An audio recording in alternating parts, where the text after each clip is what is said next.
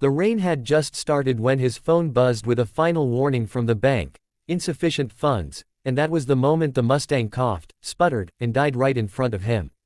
If you've ever wondered how a single moment can change an entire life, stay with me, because what happened next will remind you why kindness still matters. And before this story ends, you'll understand why small hands can move billion-dollar worlds. He was already late to pick up his daughter. Again, Ethan Parker wiped grease from his hands with a rag he'd washed so many times it felt like paper.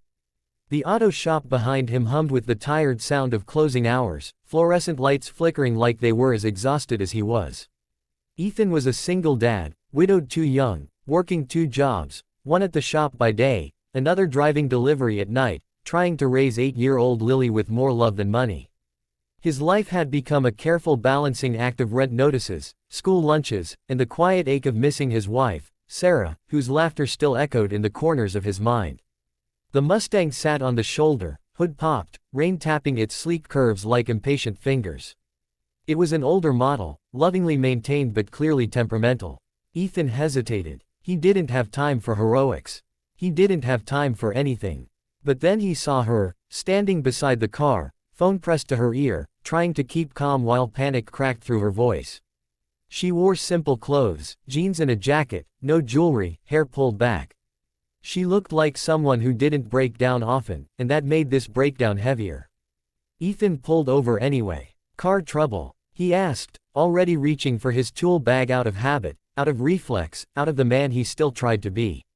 She nodded, exhaling. "It just died. I don't know what happened. I was supposed to be somewhere important." He smiled, the kind of smile that says, "I've been there." "Let's take a look." Rain soaked through his jacket as he leaned under the hood, fingers moving with practiced ease. He listened, smelled, felt. The engine had a story, and Ethan spoke its language. "Fuel pump's acting up," he said. "I can rig it to get you moving for now." She blinked. "How much?" He shook his head. "Nothing. Just pay it forward." Something flickered in her eyes, surprise, then relief, then something deeper, like gratitude mixed with curiosity. "Thank you," she said softly. As he worked, Lily's face filled his mind, her smile missing a tooth, her small hand gripping his when thunder scared her. He thought about the late fee waiting at home, the empty fridge, the way the world seemed to demand more than he had to give. But still, his hands kept moving. Because helping someone else felt like breathing, necessary, natural. The engine roared back to life. She laughed, a genuine sound that cut through the rain. "You're a miracle worker." "Just a mechanic," he replied. She paused, studying him. "What's your name?" "Ethan." "I'm Claire." They shook hands, rain washing away the grease, the moment feeling strangely suspended. She opened her wallet and pulled out cash. He gently pushed it back. "I mean it," he said.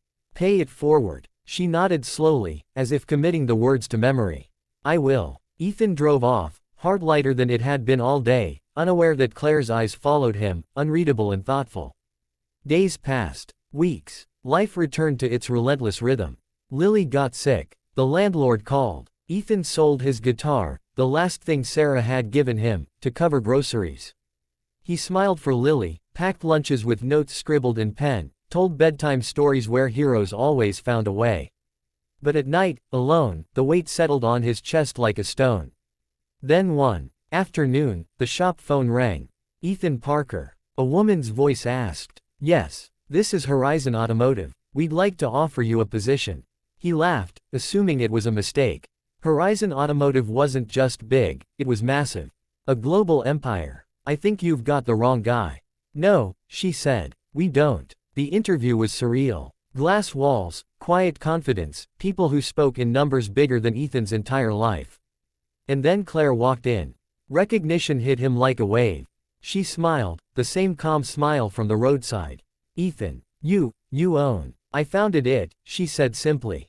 "And I've been looking for someone like you." She told him about the Mustang, not just the car, but the test. She often drove alone, unannounced, seeing how people treated her when they thought she was just another woman with a broken car. Most walked past. Some charged outrageous fees. A few helped, but none with the quiet dignity Ethan had shown, none refusing money when they desperately needed it. "I did some digging," Claire continued. "Your record, your skills, your story. Ethan swallowed hard. I just fixed a car. No, she said gently. You showed me who you are. She offered him a job, lead operations for a new community initiative, rebuilding local shops, mentoring young mechanics, creating opportunity where it was needed most. The salary alone made his hands shake. The benefits meant Lily could see a doctor without fear. The hours meant he could tuck her in every night. Ethan tried to speak, but emotion clogged his throat. There's more, Claire added. I want you to run it your way. With heart. He accepted, tears blurring the room. The changes were swift and profound. Ethan moved to a small house with a yard. Lily got a bike. The fridge was full. The nights were quieter. But Ethan never forgot where he came from. He hired people others overlooked. He paid fairly. He listened. Months later, at the launch of the initiative, Claire stood beside him as cameras flashed. This is why we succeed, she said. Because of people like Ethan. He looked out at the crowd and thought of that rainy day, the broken Mustang, the choice to stop. At home that night, Lily hugged him tight. Daddy, she said, you help people. He smiled, holding her close. And sometimes, he whispered, they help you back. If this story moved you even a little, if you believe kindness still has power, please like this video and subscribe to the channel. Your support helps share stories like this with the world, and you never know whose life might change because you chose to stop and help.